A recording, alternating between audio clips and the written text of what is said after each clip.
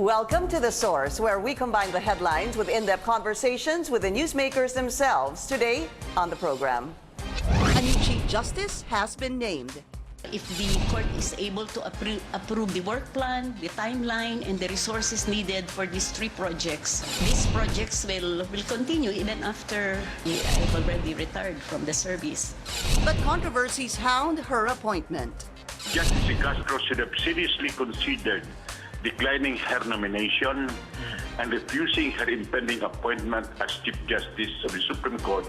Also, lawmakers filed not one, but 7 impeachment complaints. Baka hindi makafunction yung mga division na yan pag under impeachment yung mga miyembro. Can you imagine 7? What are the chances this will prosper at the lower house? House Justice Committee Chair Doy Leachon and Ifugao Representative Baguilat join us live. And later, ease the burden of traveling with this floating backpack. That's for today's In Focus.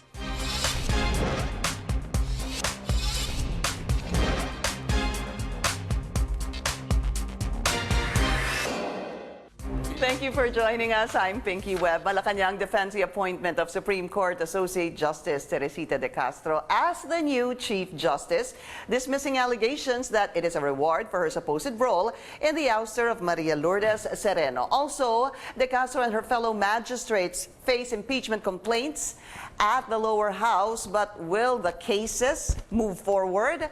Let's go straight to the sources of the story. House Justice Committee Chair, you might be surprised, he's new, Doy Leachon and Ifugao Representative Baguilat. Gentlemen, welcome to the show. Good morning. Yeah, good morning. Good morning. Do I say congratulations on your new role? Yeah. Baptism of fire. Exactly. Papahirapan ho ata kayo ng 4 na congressman, sir. Magaling daw mga ito. Pag-usapan muna natin, sir, of course, I want to get your reaction on President Rodrigo Duterte naming Associate Justice Teresita de Castro as the new Chief Justice. Sir, go ahead. Well, number one for me, it's you just have to respect the appointing discretion of the President. Second, in that way, we have complied with the traditional or the tradition of appointing the Chief Justice, who should be the most senior. And third, qualifications-wise, we have to give due respect for the 40 years in service of Chief Justice de Castro, starting in 1973 until being, she actually rose from the ranks and became the presiding justice of the Sindigan Bayan. That's right. Yeah, I think with the qualifications that she has, she's actually definitely qualified to become the Chief Justice. And she was appointed by former President Gloria Macapagal-Arroyo, if I'm not mistaken. All right, Congressman Baguilat, kayo po, what are your thoughts on the President naming Teresita de Castro as the new Chief Justice? Well, in our impeachment complaint, we had advocated that she should have been disqualified by the Judicial Power Council because there's a pending impeachment complaint. And as per the rules of the JBC, anyone who has an administrative or criminal complaint should be disqualified from being nominated. Ang impeachment complaint is more serious than an administrative complaint. So that was our first point. And secondly, what can you do in 2 months' time? And to us, it's really clearly a reward for her pivotal role in ousting Chief Justice Sereno, in abiding by the wishes of the President, who has declared publicly that she wanted Sereno out of the Supreme Court.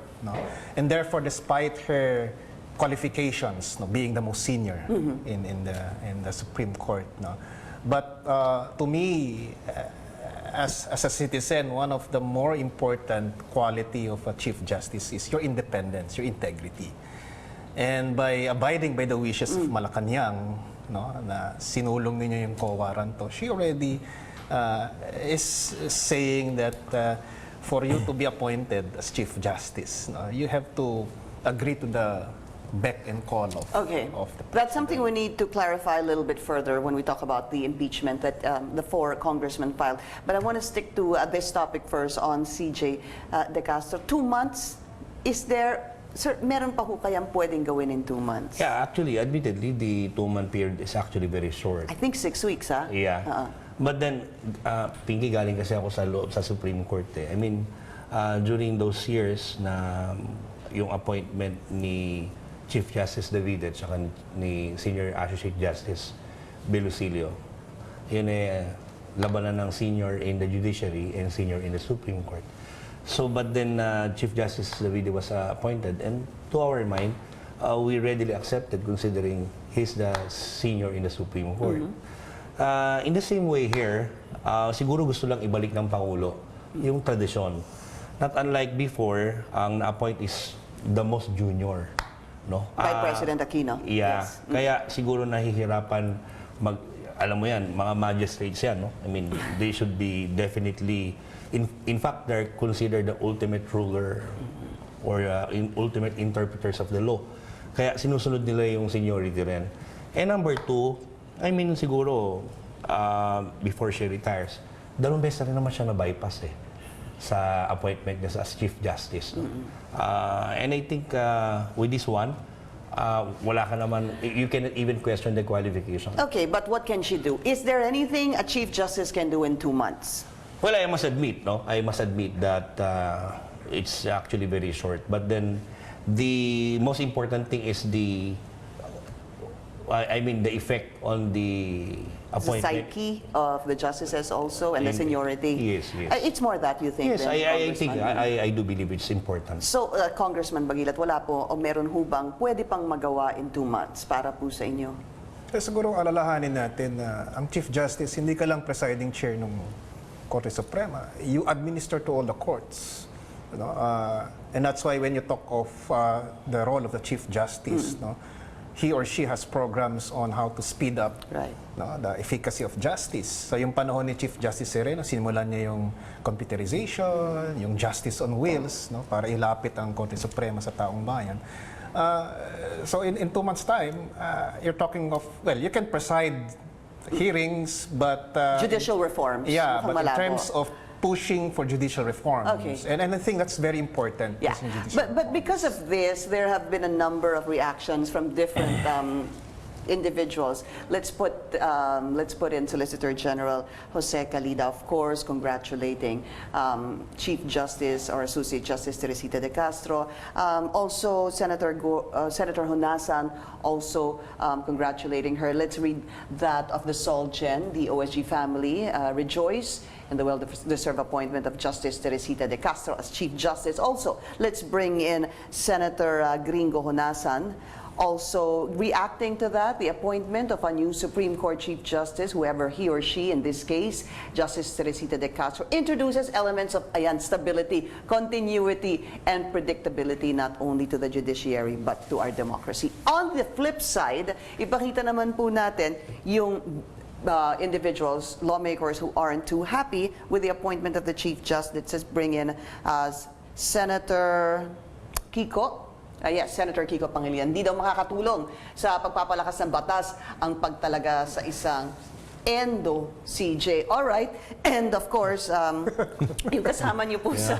Yung endo, ha? Oo nga. O sige, basahin.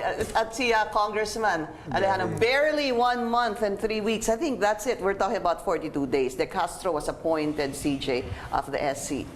Be that as it may, it is the power of the president at the end of the day, really. It's the discretion of the appointing authority. Yeah. And we cannot, in fact, substitute that discretion. Yeah, and the Because JBC. After all, the president has that ultimate right. Yeah, and all congressmen, people can do is really react.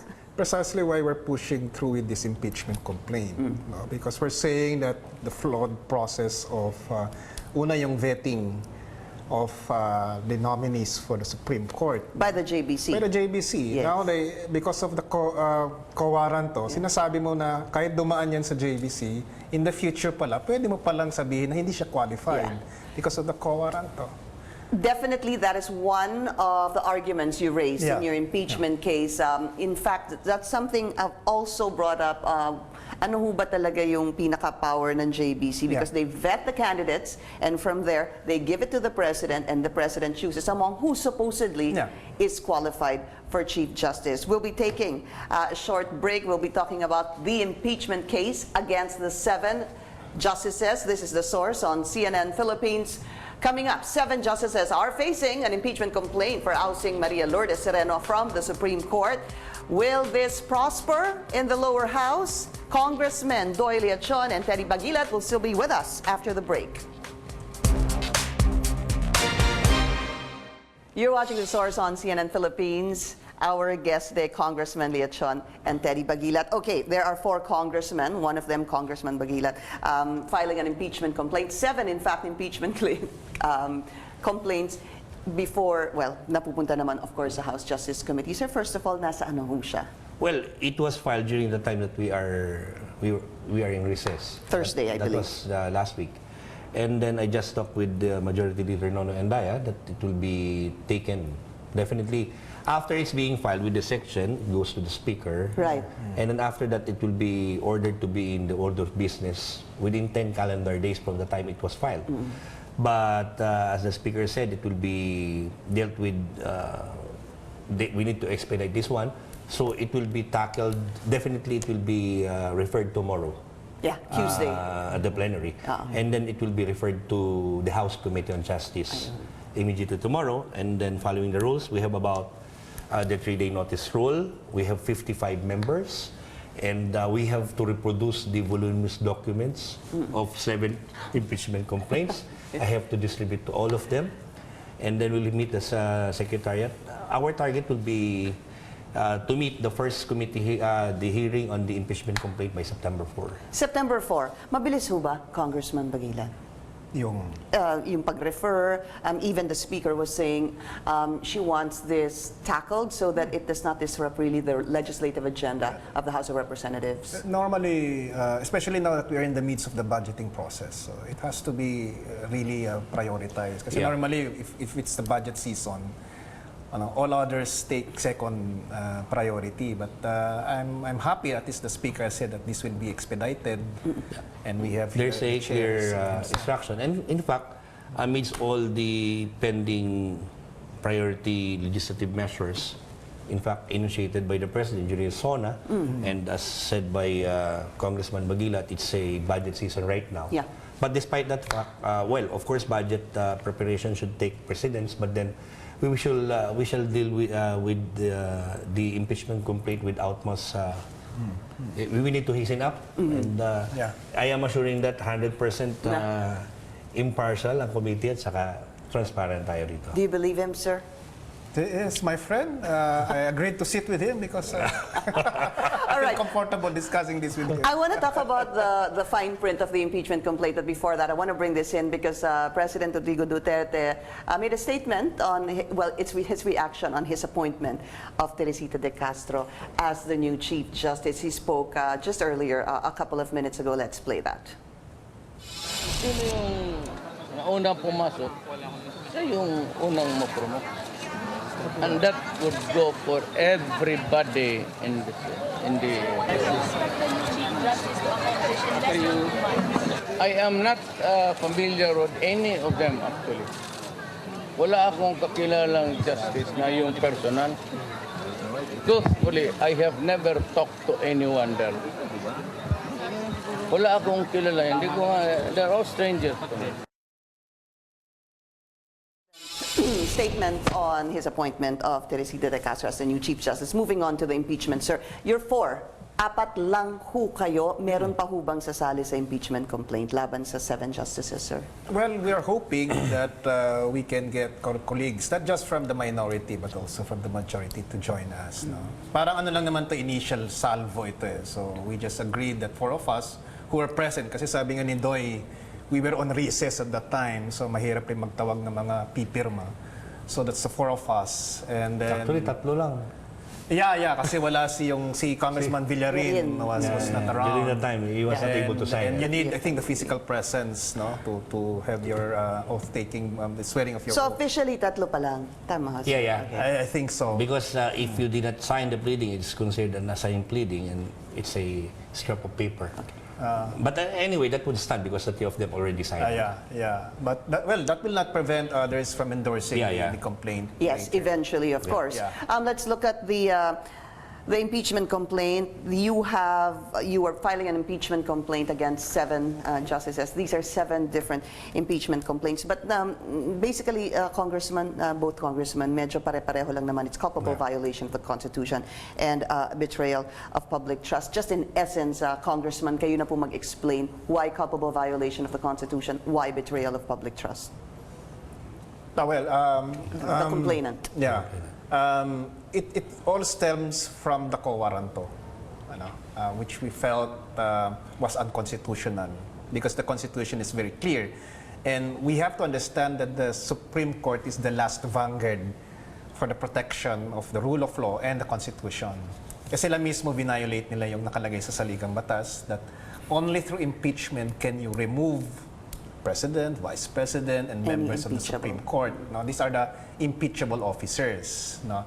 And nakalagay rin doon sa Section 3 of Article 11 that all other public officials can be removed by law but not through impeachment.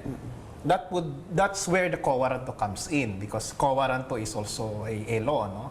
But that applies to other public officials who are not considered impeachable as stated in the Constitution. That was the argument since day one, no, Congressman, that she should not be, at least those na, sabihin na natin, kakampi, nasa side ni the former Chief Justice, that it should be impeachment, plain and simple, right? Ganun naman ho yun talagang pinag-debatihan from day one. But you have the Solicitor General saying, no, she was not disqualified from she was not qualified from day one. The allegation of the Solicitor General, because during that time, it was resolved by lawyer.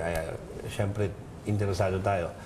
The allegation is simple also on the part of the Solgen that quo warranto presupposes a no valid appointment and impeachment proceeding presupposes a valid appointment. A valid appointment, Yun lang naman ang diferensya nun. And then, dito, of course, I understand that the allegations actually on the part of the Supreme Court that it arrogated itself on the powers of the House of Congress to remove an impeachable officer.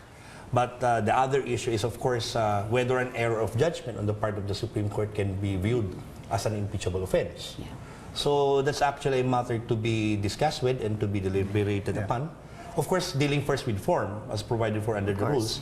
And then if it will passes the test on the sufficiency in form, we'll go to substance. And that precisely would be the one because substance is determined by the allegations or recital of the allegations in the complaint, determinative of the jurisdiction of the committee. The meat of the complaint, And then let's proceed from there because I am precluded to comment on this one because I am supposed to be the judge. Okay, but one issue raised by the camp of, well, the 3 congressmen is that the JBC, first and foremost, should rule that should be able to give a short list. I'm just going to make it very simple. Give a short list to the president.